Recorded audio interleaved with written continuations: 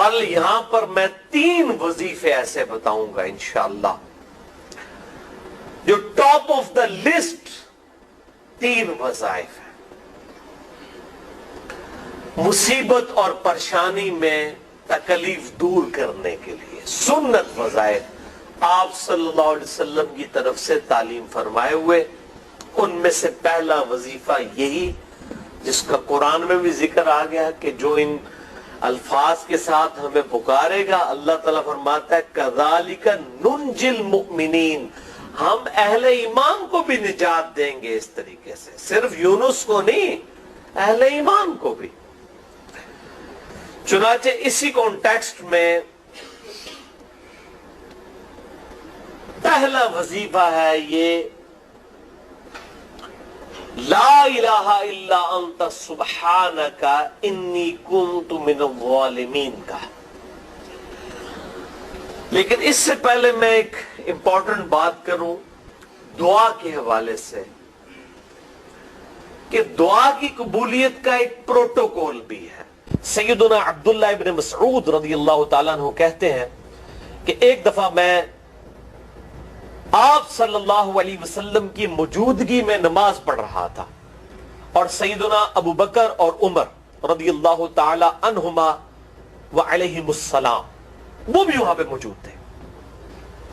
میں نماز کے جب یعنی کہ تشہد میں بیٹھا، میں نے اللہ کی حمد کی، التحیات للہ والصلوات والطیبات، اس کے بعد درود پڑھا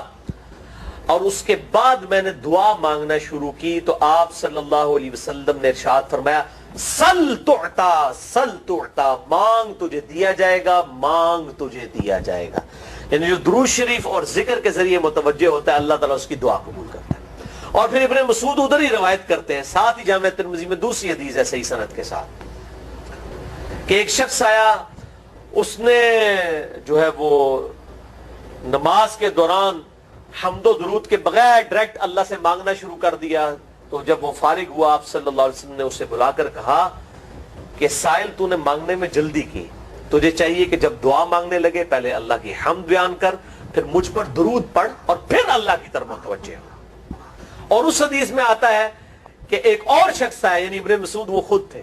اور اس نے اللہ کی حمد اور درود کے ذریعے دعا مانگی تو آپ صلی اللہ علیہ وسلم فرمایا سل تعطا، سل تعطا، مانگ تجھے دیا جائے گا، مانگ تجھے دیا جائے گا۔ تو دعا کے لیے حمد اور درود شریف ضروری ہے۔ تو یہ پہلا وظیفہ جامعہ ترمذی میں انٹرنیشنل نمبر کے مطابق 3505، مشکات میں 2292 نمبر یہ حدیث ہے، اور قرآن حکیم میں تو ہم پڑھ چکے ہیں سورۃ الانبیاء آیت نمبر 87 اور 88 میں آپ صلی اللہ علیہ وسلم نے ارشاد فرمایا کہ یونس علیہ السلام نے مچھلی کے پیٹ میں اپنے رب کو ان الفاظ کے ساتھ پکارا تھا لا الہ الا انت سبحانک انی کنت من الظالمین۔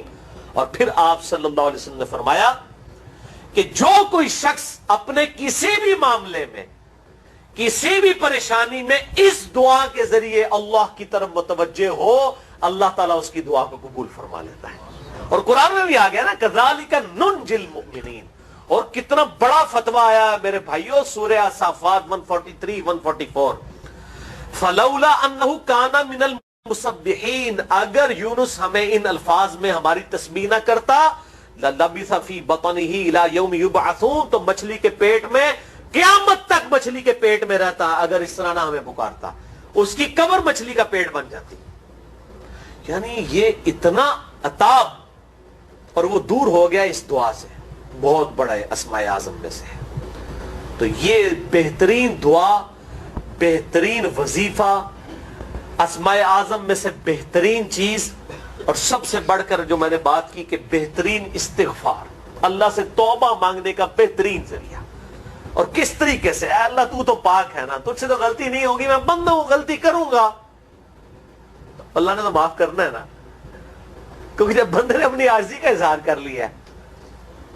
اور اللہ تعالیٰ کو بتایا اللہ یہ تیری کوالٹی ہے، تو غلطی نہیں کرتا، تو میں تو انسان ہوں غلطی کروں گا۔ تو یہ ہے پہلا وظیفہ۔ دوسرا وظیفہ، اور وہ وظیفہ ہے انس ابن مالک کہتے ہیں اور سعد ابن ابی وقاص کہتے ہیں رضی اللہ تعالی عنہما وعلیہم السلام کہ آپ صلی اللہ علیہ وسلم کو جب کبھی کوئی تکلیف یا پریشانی پہنچتی تو آپ صلی اللہ علیہ وآلہ وسلم ہمیشہ ان الفاظ میں اپنے رب کو پکارا کرتے ہیں، یا حی یا قیوم برحمتک استغیث، اے خود سے زندہ ہر چیز کو تھامنے والے، میں تیری رحمت کے ساتھ تیری مدد کا سوال کرتا ہوں۔ کتنی بہترین دعا ہے، اے خود سے زندہ ہر چیز کو تھامنے والے، میں تیری رحمت کے ساتھ تیری مدد کا سوال کرتا ہوں۔ تو یہ بھی اسماء اعظم میں سے ہے۔ سنن نسائی الکبریٰ کے اندر صحیح سند کے ساتھ 10,492 اور المستدرک الحاکم میں 1,862۔ بہرحال یہ دوسرا وظیفہ ہو گیا۔ اب تیسرا وظیفہ جو ہے کمال وظیفہ، صحیح بخاری میں موجود ہے، انٹرنیشنل نمبر کے مطابق 4,563 نمبر۔ ابن عباس رضی اللہ تعالی عنہما کہتے ہیں وعلیہم السلام، وہ کہتے ہیں کہ سیدنا ابراہیم علیہ السلام کو جب آگ میں پھینک رہے تھے نا، تو ابراہیم علیہ السلام نے اس وقت کہا تھا حسبنا اللہ ونعم الوکیل، ہم نے اللہ ہی پر بھروسہ کیا اور وہی بہتر کارساز ہے۔ اور تمہارے نبی صلی اللہ علیہ وسلم کو بھی جب مصیبت اور پریشانی آتی تھی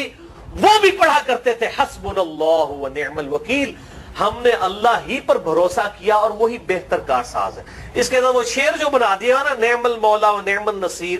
ویسے الگ سے آیت ہے، الگ سے آیت ہے، لیکن یہ شعر نہیں بنانا، بس اتنا ہی وظیفہ ہے، حسبنا اللہ و نعم الوکیل۔ اور یہ جو انہوں نے کہا کہ نبی صلی اللہ علیہ وسلم بھی یہ کہتے تھے، اس کا ذکر الحمدللہ قرآن میں بھی موجود ہے، اس سے بھی بڑھ کر سورہ آل عمران کی 173 نمبر آیت میں ہے کہ جب نبی صلی اللہ علیہ وسلم اور اہل ایمان کو یہ خبر پہنچی کہ کافر ان کے خلاف سازشیں کر رہے ہیں، تو نبی اور اہل ایمان نے پکارا حسبنا اللہ و نعم الوکیل۔ تو حسبنا اللہ و نعم الوکیل قرآن کی آیت بھی ہے، اور یہ ہے وہ آیت، وظیفہ قرآن میں آیا ہوا ہے، یہ آل عمران 173 اور صحیح بخاری 4,563۔ اور مجھے بڑا وجد آیا کہ ابراہیم علیہ السلام کو جب آگ میں پھینکنے لگے تھے، انہوں نے اس وقت اللہ کو ان الفاظ کے ساتھ پکارا حسبنا اللہ و نعم الوکیل۔ اچھا، یہ جتنے بھی وظیفے ہیں نا میرے بھائیوں، ان کا فائدہ اسی وقت ہے جب آپ کو ترجمہ بھی ان کا آتا ہوگا، ورنہ آپ روزانہ جتنی مرضی تسبیح کھینچتے رہے کوئی فرق نہیں پڑے گا۔ اس لیے میرا ایک پرسنل مشورہ ہے کہ جب بھی یہ وظیفے پڑھے نا آپ، اردو ترجمہ بے شک آتا بھی ہوگا، ایک دفعہ اپنی زبان میں اس کو ریپیٹ کریں، یعنی آپ پڑھیں حسبنا اللہ و نعم الوکیل، میں نے اللہ ہی پر بھروسہ کیا اور وہی بہتر کارساز ہے۔ آپ دیکھیں یہ صوت القرآن چینل میں جب وہ عربی چل رہی ہوتی ہے، جیسے ہی وہ مراج الدین خان کا ترجمہ شروع ہوتا ہے نا، کیسے کب کبھی تاری ہو جاتی ہے، کیونکہ ہماری زبان میں بات ہو رہی ہوتی ہے نا،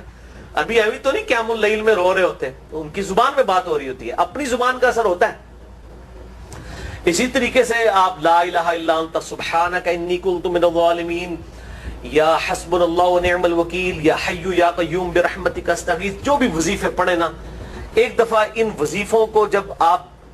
الگ سے دعا مانگ رہے ہوں، اس وقت اس کو آپ اپنی زبان میں بھی دہرائیں۔ اور اس کے لیے کوئی تسبیح نہیں کھینچنے کی ضرورت کہ آپ نے اتنے 100 دفعہ پڑھنا ہے، تسبیح تو ویسے ٹھیک ہے، وہ آپ استعمال کر سکتے ہیں، لیکن آپ چلتے پھرتے اٹھتے بیٹھتے ہر وقت جس حالت میں بھی، اور صحیح مسلم میں حدیث ہے کہ یہ جو وظائف ہیں ان کے لیے تو کوئی وضو بھی کیا، غسل بھی پروٹوکول نہیں ہے۔ ام عائشہ کہتی ہے نبی صلی اللہ علیہ وسلم حالت جنابت میں بھی اللہ کو یاد کر لیا کرتے تھے، صحیح مسلم میں حدیث موجود ہے، جنابت والے چیپٹر میں ہر حال میں اللہ کو یاد کرتے تھے۔ اور جو قرآن میں بھی دعائیں یا اذکار آئی ہیں نا، جب آپ حالت جنابت میں بھی اس کو کریں گے نا، تو اس پہ قرآن کا حکم نہیں لگے گا۔ تو جامعہ ترمذی اور ابو داؤد میں جو حدیث ہے کہ حضرت علی کہتے ہیں نبی صلی اللہ علیہ وسلم کو حالت جنابت کے علاوہ کوئی اور حالت قرآن پڑھنے سے مانے نہیں ہوتی تھی، تو اس سے مراد قرآن کی تلاوت ہے۔ اگر قرآن کی دعائیں جیسے ہیں بسم اللہ الرحمن الرحیم، یہ بھی تو قرآن ہے، سبحان اللہ بھی تو قرآن ہے، الحمدللہ بھی تو، یہ اذکار جو ہے نا، جب آپ اذکار کی نیت سے پڑھیں گے پھر یہ قرآن نہیں شمار ہوں گے، ذکر شمار ہوں گے، اور اس کے لیے نہ وضو پروٹوکول ہے اور نہ غسل کا ہونا ضروری ہے، ہر حال میں اللہ کو یاد کریں۔ تو یونس علیہ السلام نے کتنے یاد کیتا ہے؟ پھر ظلمات، مچھلی کے پیٹ میں، جہاں نہ کوئی اگربتی تھی اور تعفن پھیلا ہوا تھا، اور اندھیرا ہی اندھیرا تھا. یہاں پہ وہ جناب کس طرح وہ روشن کرتے ہیں, پھر 1.25 دفعہ پڑھواتے ہیں. یعنی میں بتا رہا ہوں آدھا سچ بڑا خطرناک ہوتا ہے. یعنی آیت کریمہ کی اصلیت تو موجود ہے کتاب و سنت میں, لیکن آدھا جو سچ جھوٹ ساتھ ملا لیا نا, اس کی وجہ سے سارا بیڑا غرق کر دیا ہوا. اور بجائے یہ کہ لوگوں کو یہ وظیفہ بتایا جائے کہ اٹھتے بیٹھتے چلتے پھرتے اللہ کو ان الفاظ میں یاد کریں, اس کو انہوں نے کوئی اور ہی رنگ دے دیا ہوا ہے, اور اس کو 1.25 دفعہ ختم اور پتہ نہیں کیا کچھ بنا دیا ہوا ہے. تو یہ 3 وظائف تھے بڑے اہم اس حوالے سے, اور میں نے اس کو ضروری سمجھا کہ میں یہ ضرور بتا دوں تاکہ لوگ اس پہ ایجوکیٹ ہوں, ان وظائف کو کریں.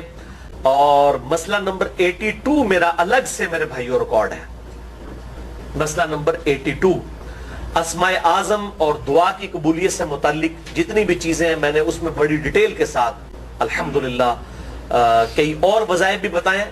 لیکن اب وہ اتنے وظائف کوئی جمع کرنے کی ضرورت نہیں ہے. موٹے موٹے 3 وظیفے جو بتا دیے, انہی کو اگر کوئی لے لے اپنی دعاؤں میں انہی وظائف کو کرے تو اللہ تبارک و تعالی ہر معاملے میں جو ہے وہ انشاءاللہ تعالی کفایت فرمانے والا ہے.